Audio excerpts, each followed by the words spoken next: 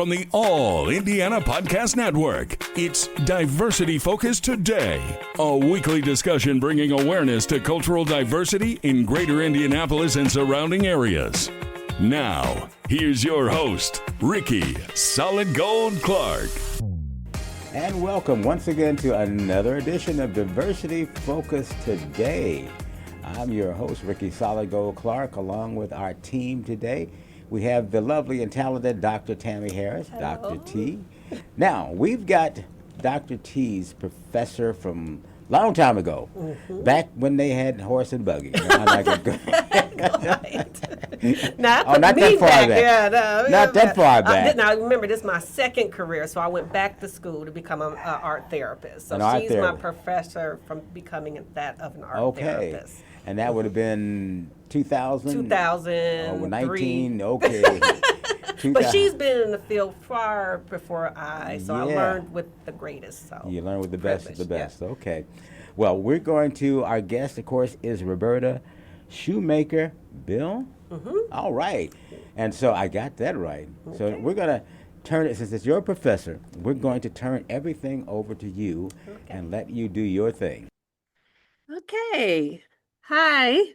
Thank you, Ricky. I wanted to just kind of start off by saying that September is recognized as Suicide Awareness Month. That's why I felt it was necessary to continue this meaningful conversation with our DFT community, but more so concentrating on the subject of grief. So it may be past that awareness, but nobody really talk about the grief. So I thought having to be able to talk through grief through the management of art therapy. Recent events, including mass shootings and warfare and acts of terrorism, have featured predominantly on our news and contributed to a highlighted collective sense of loss in our communities. So previously, just as COVID-19 pandemic had introduced experiences of grief in our homes throughout media channels and serving a continuing reminder of personal losses affecting many individuals. So I then thought, well, what's the numbers behind this madness, right? And so I went to the CDC website, and in some, it had a lot of numbers and all that. But in some, I just wanted to say that the latest mortality statistics for 2024 revealed significant changes in the leading causes of death in the United States. Yes, at one point, COVID was in the top 10, but it had recently dropped for the first time since the pandemic began, with now suicide taking the 10th spot on that top 10 list. Yes. I also went a little bit deeper with cultural aspects of this. It turns out that Black Americans continues to experience the highest age-adjusted death rate, while multicultural non-Hispanic individuals have some of the lowest rates. So the provisional numbers that I found indicated that just over 3 million U.S. deaths in the 2024. That's a lot. So a lot of, and most contributing to those deaths were that of heart disease, cancer, and unintentional injury. Like unintentional injury is things like accidental things or preventable events. And unfortunately, self-inflicted gun violence among youth and self. So, and then I guess with even that, the loss of among the American community is that discrepancy with heart disease and cancers and medical care. So a lot of us is out there hurting, across the board. So grief is like that power struggle, I think. And I thought Roberta Shoemaker-Beal, my previous professor from St. Mary Woods College when I was studying to become an art therapist. I have since took her out of retirement, I think. That's what she told me at one point. So I want to introduce here Roberta Shoemaker-Beal, a former art therapy graduate professor who is now semi-retired. Can I say that? Okay. Yes. And she will be providing information on the dynamics of traumatic and complex grief, including their distinctions, effects, and approaches to healing. Welcome, Roberta. Well, hello, Tammy. Thank you. Thank you for this honor. I have to say, I'm very impressed with several things. Number one, that your statistics from the CDC, CDCP to the Disease Control Center completely jive with what I've been aware of here in Texas. We have a group here called Moms Demand Action, and that's because this month, the month that you've noted and had this wonderful panel that you mentioned last week, it's also the month of the shooting at Sandy Hook Elementary School. Yes. And we've had in Texas, we tend to have more school shootings, and that's happened this week here and other places. So the timeliness of you addressing this topic is very important. And the fact that you mentioned traumatic grief is important. We all have a natural emotion that we will feel when we have a natural loss. And for someone my age, I have lost my mother.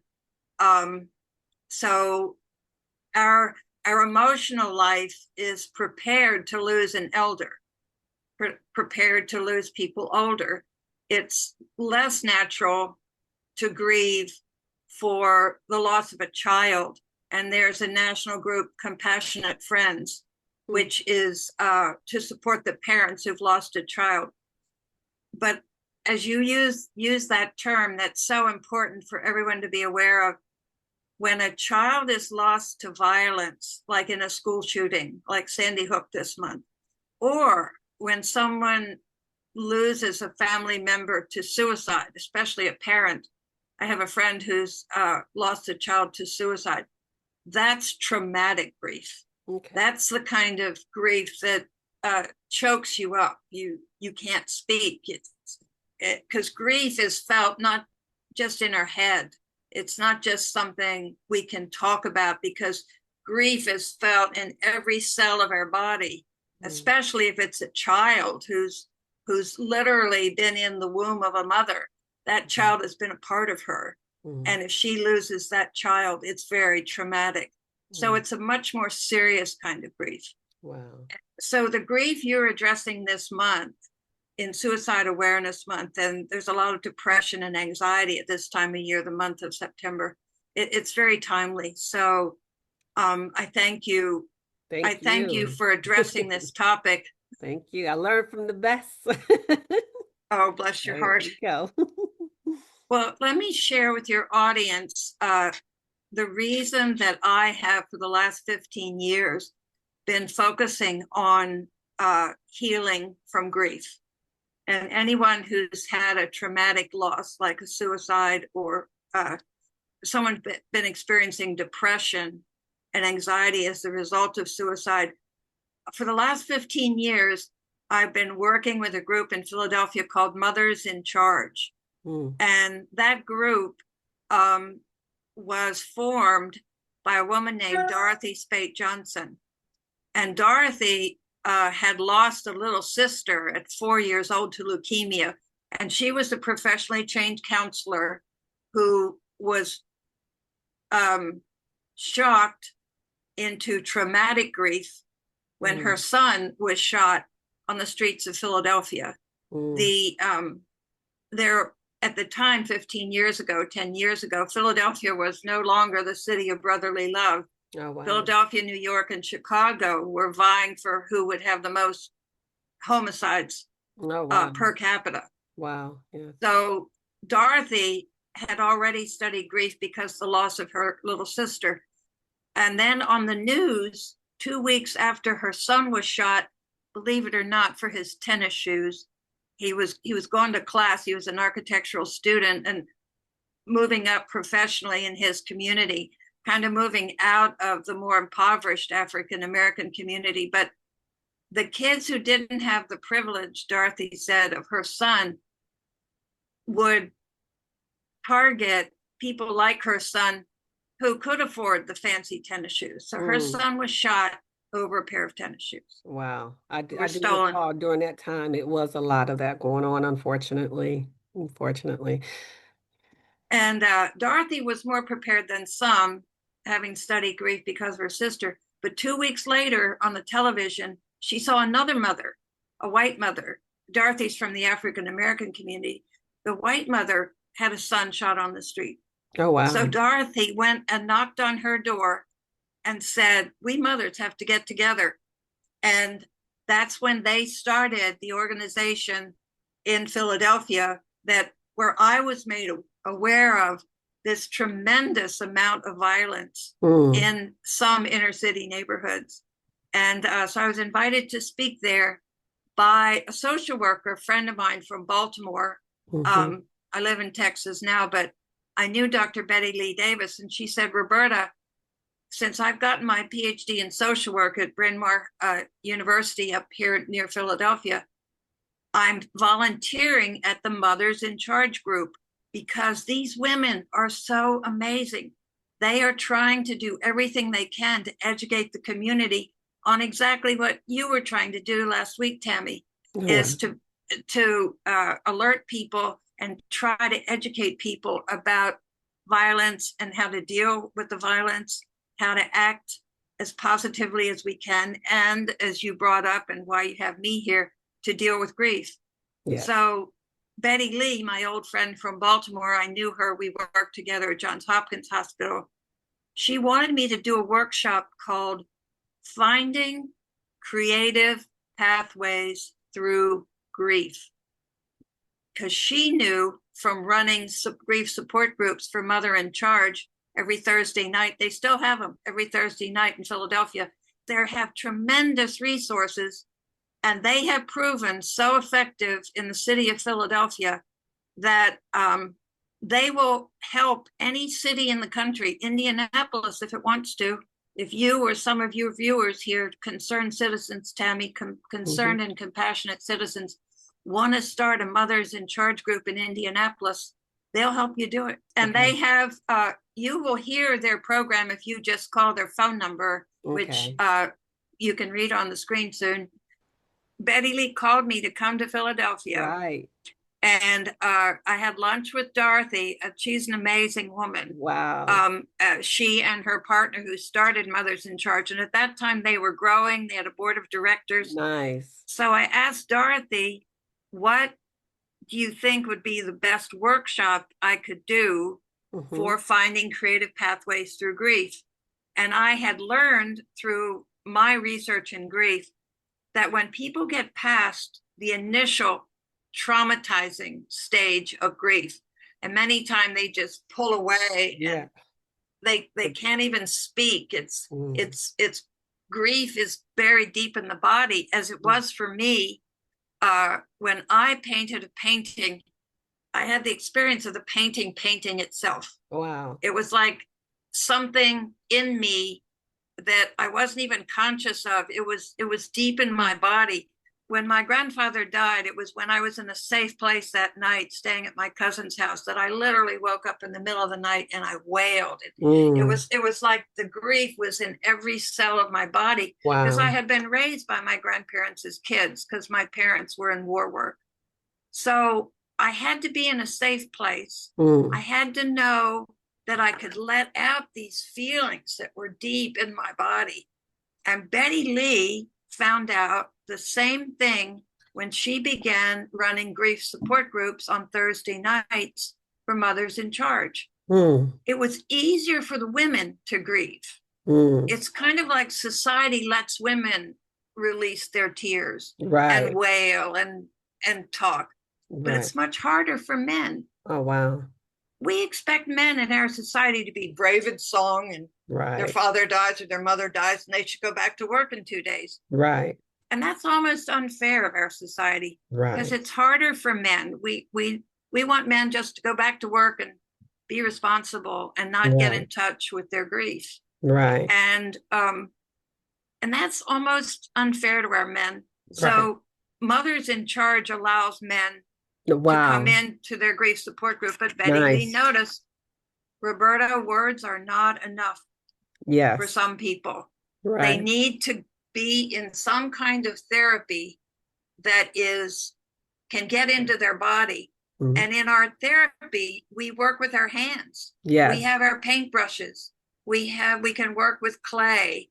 We can smear finger paint. We can actually get below our neck. The words are up in our head, Right. but grief is in our entire body.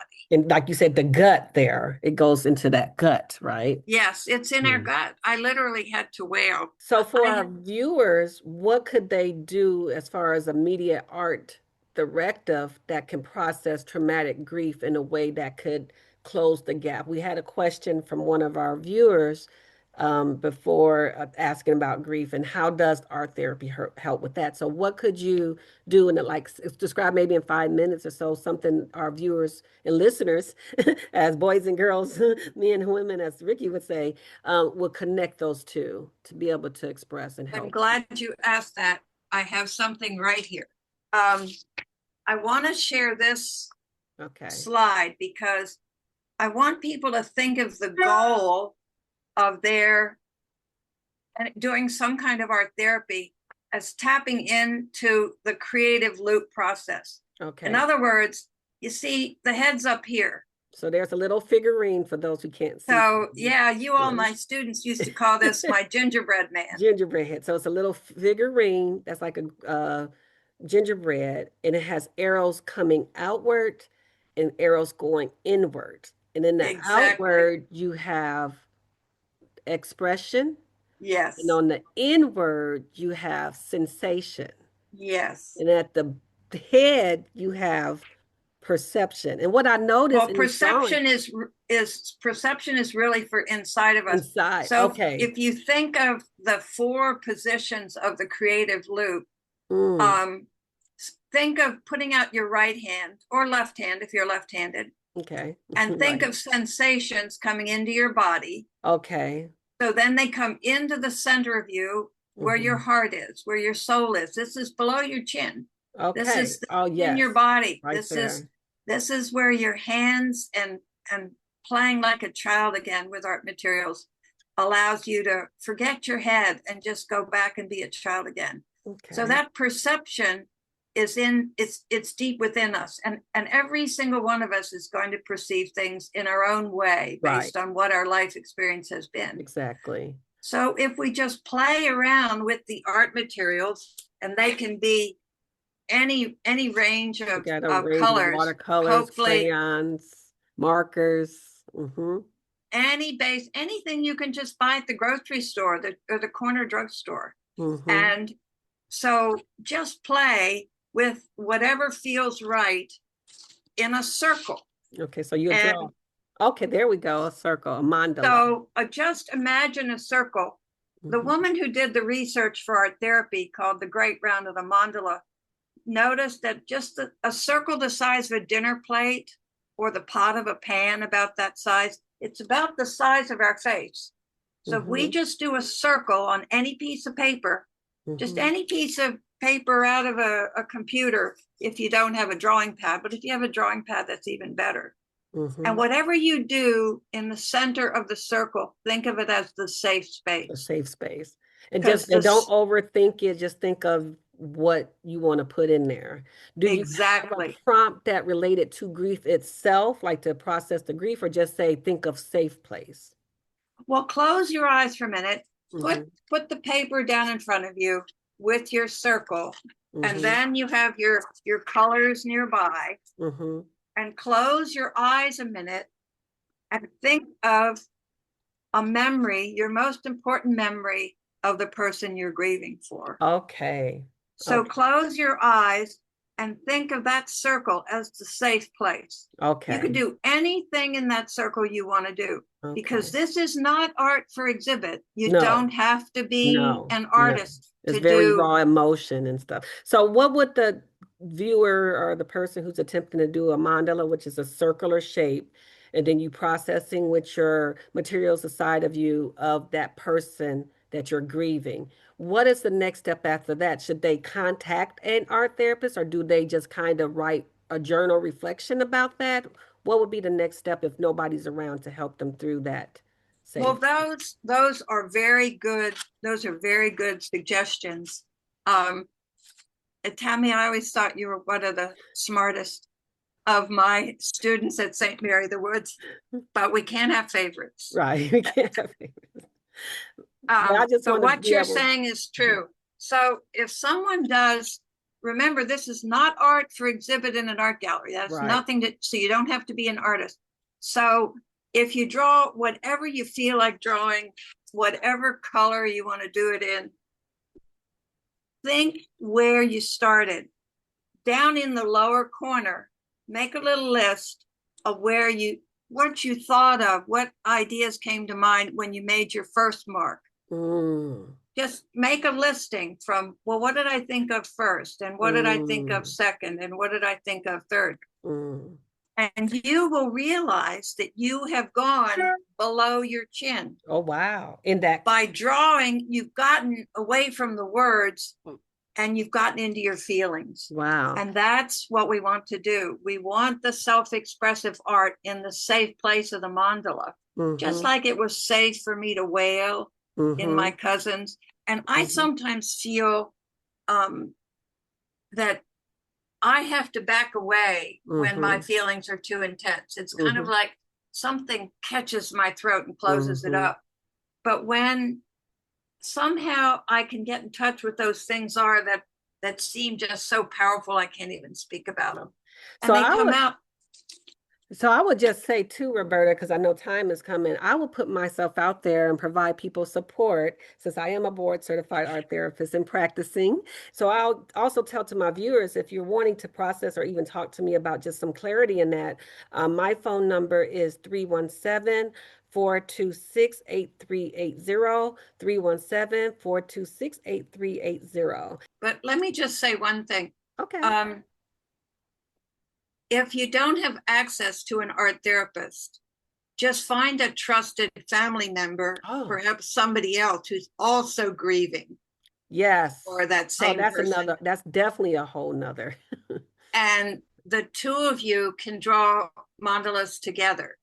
But if you get to a point, if both of you or either one of you get to a point where you feel the feelings are so powerful that you do need to talk to a therapist, then do call someone. So Tammy, I'm so glad you offered your phone number and you offered that service to someone. And then one thing you mentioned when you showed the mandala just now is they had some sense of coloring book. I remember you mentioned that to me. Yes. Prior to the show.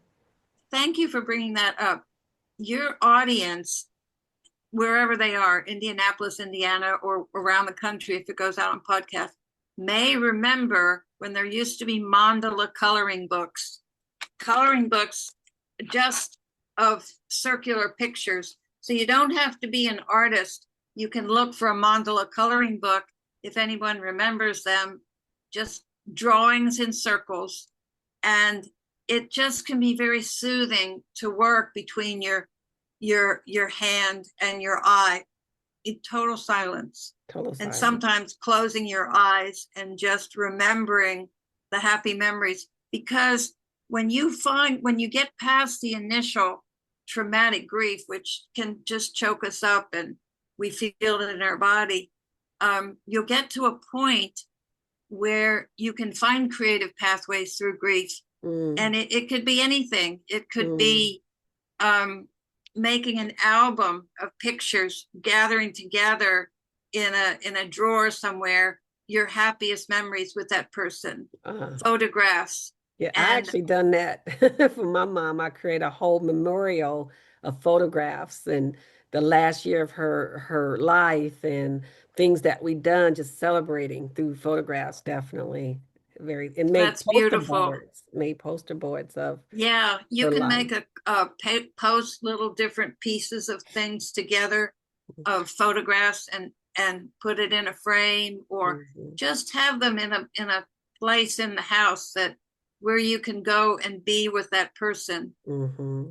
I mean, then you might want to do something even more creative, like plant a tree or plant a garden of their favorite flowers. Yes. And go out and just sit there and have happy memories. So find a creative pathway. That's what I was thinking. It sounds like you're saying take that and make it a joyful remembrance than that of a sorrow remembrance. It's like grief is a process that goes through different stages that people may not know about, of that initial shock and denial, and then bargaining, and then anger, and then kind of that depression, and then kind of resolution, but not necessarily resolution. So I often tell my clients to work through those emotions. And I think creating those mandalas and creating that safe space, I'm sorry, to do that does provide you to, I would say, ride that wave of grief.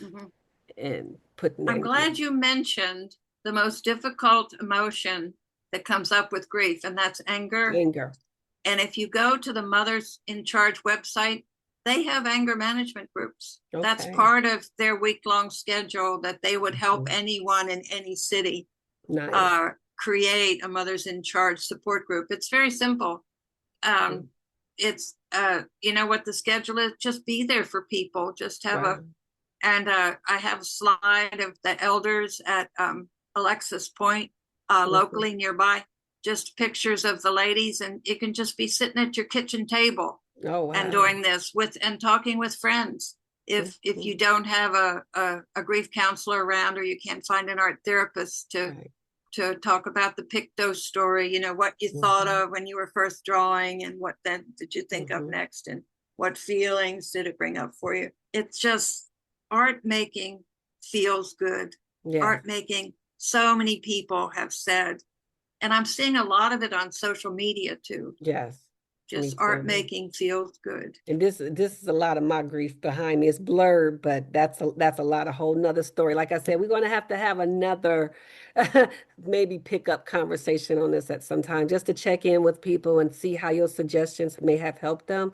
And I would say, if anyone wanting to find or talk to me maybe about this, you can reach me at 317-426-8380. I'll slow it down, as Ricky would say, 317-426-8380. I also have a website called Virtual Art Therapy Consulting Group. So I offer different type of support through that.